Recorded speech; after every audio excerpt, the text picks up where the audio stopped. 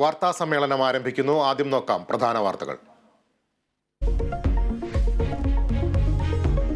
ആഭ്യന്തര ഉൽപാദനത്തിൽ 6.6% വളർച്ചയെന്ന സാമ്പത്തിക അവലോകന റിപ്പോർട്ട്. തനത് നികുതി വരുമാനത്തിലും നേരിയ വർധന. സംസ്ഥാനത്തിന്റെ പൊതുകടം കുറഞ്ഞു, ആഭ്യന്തര കടം വർദ്ധിച്ചു. സംസ്ഥാന ബജറ്റ് തിങ്കളാഴ്ച. UDF സ്ഥാനാർത്ഥി നിർണയം അന്തിമഘട്ടത്തിലേക്ക്. ലീഗിന് 2 സീറ്റുകൾ. കോട്ടയം ജോസഫ് ഗ്രൂപ്പിന് തന്നെ. ഫ്രാൻസിസ് ജോർജ് സ്ഥാനാർത്ഥിയാകാൻ സാധ്യത.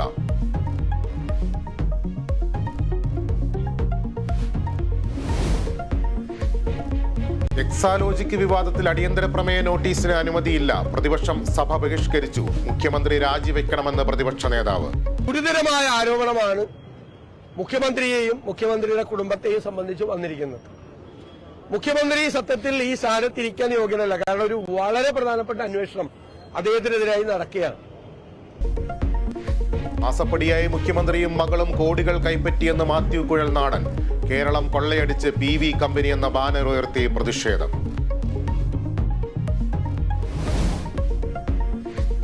വയനാട്ടിൽ ജനവാസ മേഖലയിൽ ഇറങ്ങി കാട്ടാന. മാനന്തവാടി നഗരത്തിലും സമീപ പ്രദേശങ്ങളിലും ഭീതി പരത്തി.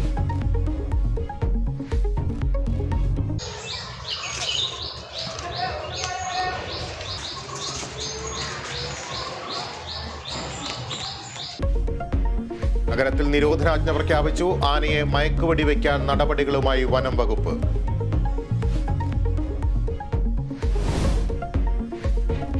ഹേമന്ത് സോറന് തിരിച്ചടി. ED അറസ്റ്റിനെതിരായ ഹർജി സുപ്രീം കോടതി തള്ളി.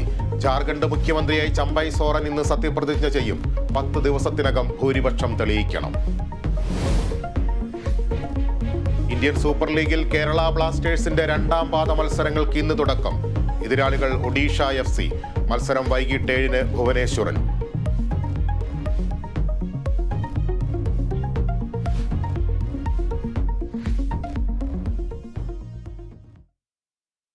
വാർത്തകളിലേക്ക് വിശദമായി പോകാം. കേരളത്തിന്റെ ആഭ്യന്തര